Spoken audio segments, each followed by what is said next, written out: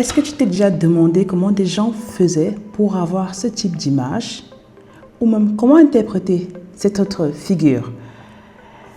Est-ce que tu as déjà vu ce type d'image dans un article et tu te dis waouh, j'aimerais aussi pouvoir faire ce genre de représentation pour mes génomes ou pour mes isolats? Et qu'est-ce que tu dirais si je te disais qu'il était possible pour toi aujourd'hui de réaliser toutes ces figures et de savoir les interpréter et publier dans des journaux, des revues de renommée internationale, le tout sans aucune ligne de code? Comment je le sais? Eh bien, tout simplement parce que c'est ce que j'ai eu à utiliser pendant des années lorsque je faisais mon PhD pour, bien sûr, analyser mes données, mes isolats, mais surtout publier dans des revues de niveau international. Comme tu peux le voir sur cette image, où mon article a été publié à Scientific Report, qui est un journal de Nature. Et donc, j'ai également publié dans d'autres revues scientifiques, comme tu le vois, plus de 48 articles. La majorité de ces articles, j'ai fait de la bioinformatique, mais sans aucune ligne de code. Et les éditeurs et les journaux acceptent cela. Donc, personne ne viendra jamais te questionner pour savoir si tu as utilisé des lignes de code ou pas. Le but, c'est que tes analyses soient bien faites et qu'elles aient du sens, qu'elles soient profondément scientifiquement valables. Et donc, si tu comprends les fondamentaux, comment utiliser les outils déjà existants sans aucune ligne de code, comment les appréhender pour pouvoir d'abord apprendre ce que c'est que la génomique bactérienne ou même la génomique virale. Une fois que tu comprends cela, tu peux donc par la suite aller en profondeur pour essayer de faire de la programmation. Parce que si tu vas faire de la programmation sans comprendre comment tu vas l'appliquer dans ta vie de scientifique ou de chercheur, tu serais tenté d'être buté, de finir dans un cycle infernal d'apprentissage continu sans jamais implémenter ce que tu as appris. Et donc, le but de cette nouvelle playlist qui concerne uniquement la génomique bactérienne, notamment le serveur que j'ai commencé à dépiqueter lors des précédentes vidéos de Center for Genomic Epidemiology. Le but de cette vidéo, pour moi, c'est de t'aider à devenir un leader en génomique bactérienne sans coder. Parce que oui, moi je suis devenue leader dans mon domaine en génomique bactérienne et j'étais la première personne à le faire au Cameroun à l'époque en 2016 ou 2017. Et par la qualité des informations que j'ai rendues, ça a donné des informations très importantes dans la sous-région et même dans l'Afrique d'ailleurs. Et donc si tu commences à comprendre la génomique bactérienne sans code, tu seras donc sur la voie pour devenir un leader en génomique bactérienne. Et donc le but, donc, comme je t'ai dit, c'est pas à pas, on va ensemble apprendre, développer les compétences essentielles en bioinformatique, par ricochet et en génomique bactérienne sans aucune ligne de code. Bien sûr, par la suite, lorsque je saurai que tu es à même de faire de la génomique bactérienne, je pourrai aller en profondeur dans des pipelines dans lesquels tu peux donc faire des scripts et lancer plusieurs analyses à la fois dans ton ordinateur sans aucun souci, justement en utilisant la programmation cette fois-là. Et à la fin de cette vidéo, j'espère que tu pourras être à même d'analyser tes données génomiques si tu as déjà des isolats ou des séquences générées, que tu n'aies plus peur de te dire qu'est-ce que je vais faire une fois que j'ai les FASTA ou les FASTQ-FAL, de t'aider également à appliquer les outils à la recherche, au diagnostic, parce que si tu sais très bien utiliser ces outils, tu verras que tu peux les exploiter davantage pour tes activités de recherche, mais également dans le traitement, dans le diagnostic des maladies courantes. Et enfin, tu pourras te transformer en un chercheur ou un scientifique à plus forte valeur parce que tu auras des compétences que d'autres personnes, que d'autres biologistes n'auraient pas.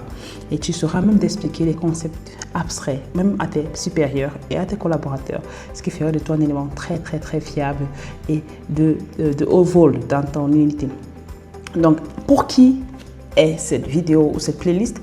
En particulier, tu l'aurais compris, tu l'auras très bien compris, les professionnels de la santé ou alors les chercheurs désireux de se perfectionner ou de s'initier aux avancées de la bioinformatique, et en particulier les techniciens de laboratoire, les biologistes médicaux, biomédicaux et les chercheurs ou enseignants cherchant à approfondir leurs connaissances et appliquer les outils de bioinformatique à leurs projets de recherche. Donc pourquoi c'est quoi important? Pourquoi je fais des cours sur la résistance aux antimicrobiens ou alors sur la génomique bactérienne? Tout simplement parce que la résistance aux antibiotiques est aujourd'hui l'un des plus grands défis. Et un programme de santé publique mondial et l'Afrique est à l'avant-garde de cette bataille. Pourquoi? L'Afrique est la plus touchée, est la partie du monde la plus touchée par la résistance aux antimicrobiens. Mais malheureusement, à contrario d'autres parties du monde, l'Afrique est également la région dans laquelle il y a le moins d'efforts, il y a le moins de données, il y a le moins de personnel qualifié pour réussir à résoudre ce problème. Et donc, vu qu'on ne peut pas résoudre ce problème de soi-même, je ne pourrais pas, même par toutes mes forces possibles et imaginables, résoudre ce problème par moi-même. Même en formant mes étudiants à moi-même, je ne pourrais pas résoudre ce problème. Et donc, il y a une nécessité de former massivement beaucoup de chercheurs ou de scientifiques africains pour qu'ils puissent être à même de tackle, d'appréhender, de contenir la résistance aux antimicrobiens. En particulier, celles liées aux antibiotiques ou alors aux bactéries, dans leur environnement pour que, par un effet cumulé, on réussisse tous ensemble à contenir ce fléau. Et donc, en tant que scientifique, en tant que chercheur aujourd'hui, toi qui regardes ces vidéos, ton rôle est donc crucial dans cette lutte contre cette pandémie. Et c'est donc dans ce cadre que moi je te propose certains outils qui existent actuellement, qui sont absolument no code. Ça veut dire que pendant que beaucoup de personnes te parlaient de Python et R, pour aller commencer à coder, je te le conseille, tu dois savoir coder. Mais tu peux aussi déjà savoir ce qui existe dans le temps actuel. Ça veut dire qu'est-ce qui est à ta portée, qui puisse te permettre d'entrer dans ce field, de comprendre, de générer des informations, d'apporter de la valeur à la communauté scientifique et par la même occasion de peaufiner ton apprentissage. Avec des outils pratiques, des serveurs qui existent en ligne comme le Center for Genomic Epidemiology, celui dont je vais te parler aujourd'hui, CAD, Pathogen Watch, Enterobase, Galaxy, BVBRC et d'autres softwares qui sont aussi également no-code. Certains sont payants, CLC Genomics, Workbench par exemple, il est payant. Eugene, Genius, Lasergen, DNStar et bien d'autres que tu pourrais également utiliser si tu n'as pas envie de faire la programmation. Parce que ce n'est pas tout le monde qui va aller se casser la tête avec la programmation. Aussi, ce n'est pas tout le monde qui a l'ordinateur qui va pouvoir supporter la programmation. Parce qu'il faut savoir que programmation rime avec machine ultra performante. Otherwise, ça ne marchera pas. Donc, pour cette vidéo, on va parler du Center for Genomic Epidemiology. La dernière vidéo, je t'avais montré comment identifier les espèces avec le Center for Genomic Epidemiology. Aujourd'hui, on va donc entrer dans le ventre encore de nos bactéries pour décrypter les gènes de résistance qu'on aurait obtenus au sorti du séquençage. Pourquoi c'est important pour toi? Parce qu'une mauvaise interprétation peut mettre le patient en danger, oui. Et savoir interpréter les résultats valorise d'abord ta compétence en termes de biologiste et aussi également ta structure. Si tu es un centre de recherche, si tu es une structure hospitalière, ça valorise la compétence d'autres structures. Et enfin, pour la traçabilité et la reproducibilité des résultats, c'est important pour toi de savoir comment archiver toutes les données que tu auras extraites des bases de données existantes en ligne. Et voilà, on va commencer la démo. Donc, je vais lancer la démo tout de suite. Je vais aller à mon ordinateur. Comme je suis dans mon ordinateur, j'ouvre la page liée au Center for Genomic Epidemiology. Comment on fait? On tape juste Center for Genomic Epidemiology dans Google. Et là, ça s'affiche. Et puis, tu n'as qu'à cliquer sur la première option en général. Et ça t'envoie sur cette page. Lorsque tu es dans cette page, normalement, tu es au bon endroit dans cette tabulation. Donc, tu cliques sur Service. Je t'ai dit la dernière fois, on a parlé de l'identification des espèces. C'était ici, on avait vu des K-MER Finder et aussi il y avait aussi Species Finders. Mais aujourd'hui, ce qu'on va faire, c'est la prédiction des gènes de résistance. Et ça se trouve dans Phenotyping. Donc, on clique sur ResFinder. Et qu'est-ce qu'on va voir? Tu vois, on va voir la mise à jour de la base de données, la version actuelle, il n'y a pas de souci. Et ils ont déjà mis des informations par défaut que tu peux toucher, modifier si tu voudrais. Je ne te conseille pas trop de modifier ces informations pour un début. Si tu ne sais pas comment les interpréter, si tu ne connais pas l'impact que ça aura, je te conseille de laisser par défaut. C'est généralement ce qu'on fait lorsqu'on voit un outil qu'on ne maîtrise pas du tout, on laisse par défaut. Maintenant, si tu es un peu plus confident, confortable, à l'aise dans la modification de ces informations, parce que tu sais ce que tu recherches, bien sûr, tu peux modifier et continuer à faire des recherches sur tous ces aspects-là. Donc là, moi, je cherche les chromosomal point mutation, oui. Je cherche les gènes de résistance acquis. Mais également, je veux savoir quelle espèce est-ce que je donne. J'ai envie de donner Escherichia coli parce que c'est la souche que je pense avoir séquencée. Lorsque tu fais un séquençage, au départ, tu connais ce que tu as extrait pour envoyer au séquençage. Donc, en output, tu te dis que c'est Escherichia coli que tu auras. Donc, tu pars sur cette base d'une connaissance que tu as en tête pour aller faire la requête en ligne. Et qu'est-ce qu'on fait? Est-ce qu'on va chercher le disinfectant resistant? Je vais pas dire oui. Pour l'instant, je vais laisser comme ça. Et après, il me dit, mets ton adresse email pour pouvoir avoir tes informations. Parce que quand tu soumets ta requête dans ce genre de plateforme, le problème, c'est que c'est une plateforme que tout le monde utilise, qui est complètement ouverte à tout le monde entier. J'imagine le monde entier utilise ces bases de données. Et donc, ça fait qu'il y a un rang dans les serveurs ou alors les ordinateurs ultra performants qui processent, qui traitent les algorithmes de bioinformatique qui vont analyser tes données. Et dans le rang de tous ces chercheurs du monde entier qui utilisent ces plateformes en l'instant T que toi tu le fais, parfois il est très long. Mais tu ne le sais pas. Donc, vu que tu ne sais pas et tu ne sais pas la durée de fin de ton algorithme, ce qu'on te demande de faire, c'est de mettre ton adresse email dans l'espace fourni. Et une fois que tu as soumis ta requête, il t'enverra une notification lorsque l'analyse est complète. Donc, ça, c'est quelque chose que tu dois savoir parce que si tu mets la souche et que par mégarde, tu fermes la fenêtre et tu t'en vas, il ne se passera rien. Ou alors, si se passe quelque chose, tu n'auras pas le résultat. Donc, il faut bien être sûr que tu mettes ton information, ton adresse email et que tu sélectionnes bien les fichiers à faire. Donc là, on est sur la bonne page, on est sur RESTfinder. Ce qu'on va faire, c'est que moi, je vais upload les fichiers. Il me donne des limitations à mettre et je vais chercher mes fichiers dans mon ordinateur. Voilà, je prends mes fichiers. Ça, c'est un des fichiers que j'ai séquencé il y a quelques années. Et je reprends un autre pour voir ce qui va se passer. Voilà, et je soumets le job. Donc, si ta connexion est rapide et qu'il n'y a pas assez de queries, de requêtes, tu peux attendre en ligne tranquillement. Donc là, c'est ce que je vais faire. Je vais attendre l'analyse des données. On va voir ensemble ce qui se passe. Je vais quand même mettre pause sur la vidéo au cas où ça prenne plus de temps que prévu pour ne pas te perdre de temps à toi. Donc voilà l'analyse qui se passe toujours. On patiente quelques instants. Tiens, c'est bientôt fini. Ok, c'était une souche qui n'avait pas beaucoup de gènes de résistance, malheureusement. Qu'est-ce qu'on a trouvé? Il n'y avait pas du tout de gène de résistance ici. Donc je vais refaire une autre recherche parce que là, tu vois, il n'a trouvé rien du tout en termes de phénotypique. Il n'a pas trouvé de gènes de résistance. Il n'a absolument rien trouvé. Tout ce qu'il a trouvé, ce sont des gènes mutationnels et qui, par ma foi, ne codent pas pour des résistances. Donc, oui, parce que les GIR-A, GIR-B, par C, ce sont des gènes qui sont naturellement présents dans les bactéries. Ce sont les gènes d'ADN gyrase ou topoisomérase qui ouvrent, qui referment l'ADN. Et en général, pour quel code pour une expression phénotypique, une résistance, il faudrait qu'il y ait des mutations un peu de cette nature-ci et que cette mutation encode pour un phénotype. Là, dans le cas d'espèces, ils ont vu cette mutation, mais ils ne sont pas sûrs si cette mutation est liée à un phénotype de résistance en pratique. Donc, vu qu'ils ne sont pas sûrs, moi, je ne peux pas déclarer qu'il y a une résistance liée à cette mutation. S'il faille le confirmer, je dois prendre les gènes en présence et faire des essais au laboratoire pour voir ce qui se passerait lorsque je mets ce gène en présence d'une souche dans laquelle il n'existait pas et voir si cette souche devient résistante et refaire des expériences par plusieurs fois pour être sûr que cette mutation conférerait une résistance phénotypique. Donc il faut faire ça plusieurs fois pour confirmer lorsque ce n'a pas déjà été préalablement reporté.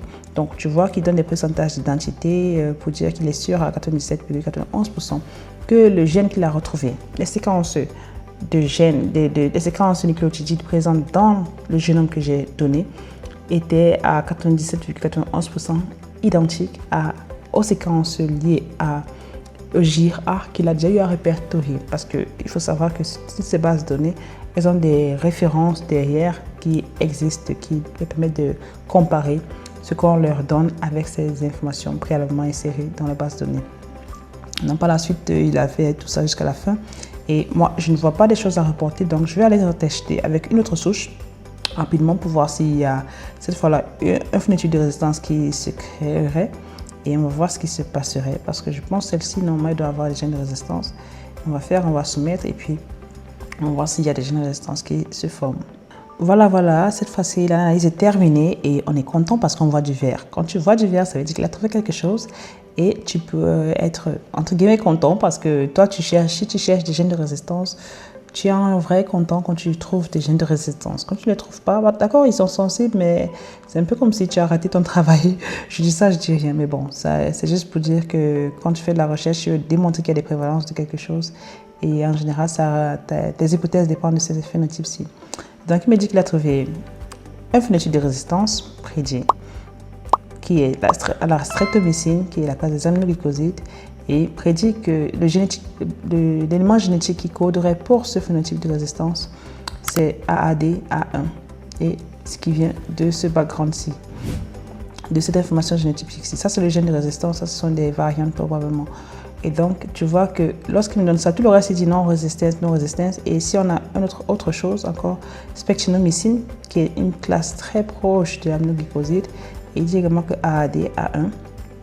Et après, on a les bêta-lactamines, amoxicilline, résistant. Il a dit qu'il a trouvé BLA-TEM1B. Et puis, on a ampicilline, BLA-TMB, c'est-à-dire que ce BLA gène, bêta-lactamase gène, Temonera 1B, le variant 1B, encoderait pour une résistance phénotypique à l'amoxicilline. C'est-à-dire de manière phénotypique, parce que j'ai vu ce gène, l'algorithme est très certain que ce gène-ci va créer une résistance phénotypique à l'amoxicilline, à l'ampicilline déjà, et également à la pipiracilline, à la ticarcilline, à la céphalotine, et maintenant il y a aussi d'autres gènes qu'il a trouvé, SUL1 qui est pour les sulfonamides, et il a trouvé que c'était également résistant, et DFR1 également. Donc tu vois qu'il a trouvé des mécanismes de résistance, même jusqu'au cycline, tête A, qui encoderait pour la résistance à la tétracycline et à la doxycycline. Là, c'est uniquement en se basant, en étudiant le génome de la bactérie que j'ai transmis, et il a comparé toutes ces bases de données, il a vu qu'il y a des gènes de résistance. Lorsque j'ai ces informations, qu'est-ce que je dois faire? En réalité, qu'est-ce que je dois faire? C'est d'exporter le fichier pour garder ce qui est lié aux résistances avec les gènes détectés, les phénotypes et les antibiotiques, parce que c'est ça que tu vas utiliser après pour faire tes rapports dans tes articles. Tu vas écrire le nom de ta souche.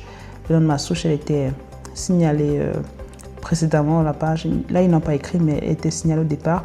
Donc, tu vas écrire le nom de ta souche et conserver toutes ces informations-là pour en faire des rapports. Tu vois, ils ont fait une petite synthèse pour toi. Et si je veux t'aider à interpréter les résultats, tu vois, il me dit, je suis identity. Identité, ce que tu dois comprendre, c'est quand tu as un paragraphe de, par exemple, 100 mots, est-ce que le paragraphe que moi, j'écris est en tout point identique à ton paragraphe à toi? C'est-à-dire, si tu as 100 mots, est-ce que j'ai écrit la même chose que toi, en tout point, à la virgule près? Si c'est le cas, alors on parle d'identité. C'est un concept extrêmement clé en bioinformatique et même en génomique en général, et on confond souvent ce concept-là au coverage, qui ne sont pas la même chose. Mais là, je t'explique ça en terre à terre pour que tu puisses bien comprendre. Donc l'identité ici, ça veut dire que l'algorithme est sûr à 100% que le gène, les séquences nucléotidiques qu'il a trouvées dans ton génome, parce qu'encore une fois, on n'avait aucune idée de ce qu'il y avait dans ton génome, de ta bactérie que tu as transmis.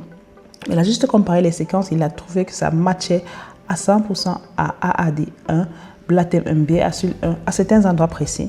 Et là, il me donne les positions des références, c'est-à-dire dans le génome qui était mis dans la base de données. Voici les positions des souches références. Après, il me dit, voici le contig ou le dep de ta souche. C'est-à-dire que de ta souche, dans ton isolat, si tu ouvres tes séquences FASTA, il te dit, va au node 15, qui est le node qui a ce nom, node 15. C'est écrit exactement comme ça dans ton FASTA file. En position 996 152 jusqu'à 96 943. Tu prends cette séquence-là, tu mets par exemple dans BLAST, tu trouveras que ça match encore une fois avec ce AAD1. Donc, c'est ce qui t'explique ici clairement. Et ce sont des informations que tu dois absolument conserver parce qu'on pourrait te les redemander pour confirmer que ce que tu dis, ce n'est pas juste deviner, tu n'as pas pris ça, n'importe où, tu as vraiment fait des analyses et que tu as des informations cohérentes qui te confirment que ta souche porte vraiment ce genre de résistance-là. Donc, tu vois qu'après, il met des notes également. Et là, c'est accession number. Donc, tout ce qu'on voyait en haut, là, s'ils ont acheté ça récemment, moi, je n'étais pas habitué à le voir. Et là, ce sont des accession number, des références génome qui sont liées à ce gène-là. C'est-à-dire, si je tape ce code-ci, accession number et ce code-là, ça va me renvoyer dans une base de données où je pourrais exporter les références génome. Donc, c'est important pour toi de comprendre déjà comment utiliser ResFinder parce qu'avec ça, tu peux t'amuser. Avec déjà ça, tu peux analyser 10, 15, 20, 30, 100 souches et pouvoir faire un bon papier avec, sans avoir besoin de quelqu'un d'autre, sans même savoir comment coder, juste en analysant pas à pas. Et ce qui est top qu'ils ont ajouté encore une fois récemment, parce que là, ça n'existait pas avant. C'est une plateforme qui existe depuis pratiquement 2015 ou 2017, mais ils ont continué à s'améliorer. Là, tu vois que voici la séquence nucléotidite de la référence, de la référence du génome référence qu'ils ont mis dans la base de données qui existe. C'était ça. Il te dit, voici ce qu'il a trouvé dans un template, dans ce que toi tu as donné comme requête. Il a trouvé une séquence qui était absolument identique en tout point, ne serait-ce que pour AAD. Et il a vérifié ça partout, plusieurs fois. Il dit, c'est exactement la même chose. Il dit, cette séquence-là, elle marche jusqu'à la fin. Il dit, jusqu'à la fin, c'est identique. Il n'y a aucune mutation, il n'y a aucun changement, il n'y a aucune absence. Donc, c'est ça, il est sûr à 100%. Et c'est pareil pour Blatem MB. Tu vois, tout est vert. Mais où il y a une mutation, par exemple, je vais aller plus bas, parce que je suis qu'il plus bas, il y avait une mutation, on va voir certainement du rouge. On va aller encore plus bas, tu veux DFR1. Ah, oh, ne pas montrer ça. Bon, j'ai non fait abstraction de ça, mais bon. Donc, tu vois que c'est extrêmement facile en fait à comprendre, parce qu'on a beaucoup mystifié la bioinformatique. Mais si tu comprends les préceptes qui sont user-friendly, c'est-à-dire que tu peux les voir, tu peux comprendre déjà. Quand tu veux aller dans le back-end, parce que tout ce qu'on fait là, c'est ce qu'on fait en programmation. C'est-à-dire en programmation, toutes ces analyses sont faites manuellement. Et à la fin, on a ce même output qu'on a aussi en tableau, en image, comme on veut. Donc, si tu comprends ça visuellement, c'est plus facile, ça rend ta vie plus simple, ton cerveau adhère mieux au langage, adhère mieux à l'information qui est transmise et ça facilite ton apprentissage parce que tu peux toi-même dès aujourd'hui prendre une séquence que tu as déjà eue et mettre dans la base de données. Maintenant, si tu n'as aucune séquence et que tu aimerais toujours faire ces analyses, laisse-moi un commentaire et je serai ravie de te faire une vidéo de 5 minutes pour te montrer comment faire des recherches dans les bases de données pour utiliser les séquences existantes, telles que les miennes qui sont uploadées en ligne et pour les utiliser pour jouer avec les bases de données en ligne. Donc, ça c'était pour cette vidéo. L'avantage avec RESTfinder, je l'ai dit, c'est que tout est en ligne, c'est gratuit. Tu peux utiliser comme tu veux. Tu n'as pas besoin de ligne de code. Le gros inconvénient, c'est que tu dois parfois attendre pour que le serveur se libère, pour que tes analyses soient faites. C'est-à-dire que ça ne dépend pas trop de toi. Le deuxième gros inconvénient, c'est que la plupart du temps, il faut le faire, les analyses, une à la suite de l'autre, ou alors ouvrir plusieurs pages web et faire les analyses et se rappeler où j'ai mis tel ISO-là et après exporter pas à pas. Le troisième inconvénient, c'est qu'il ne te permet pas nécessairement de comparer tes résultats et d'autres sources existantes en ligne. Je vais te montrer un autre serveur une prochaine fois qui te permet de faire cela. Mais quand tu as tout ça, tu peux quand même venir à la fin télécharger tes résultats soit en tab separated value. Oups, problème de connexion ou problème de serveur. Tu peux télécharger tes résultats soit en texte, soit par rapport au génome séquence retrouvée, soit en TSF, parce que moi je suis sur Mac. Donc après, si tu es sur Microsoft Windows, ça te donnera des CSV probablement. Donc tu peux télécharger tes résultats, tu peux avoir tout ça et à la fin continuer à analyser tes informations. Là, c'est le nom de ma source que je cherchais tout à l'heure, avait disparu. Et voilà.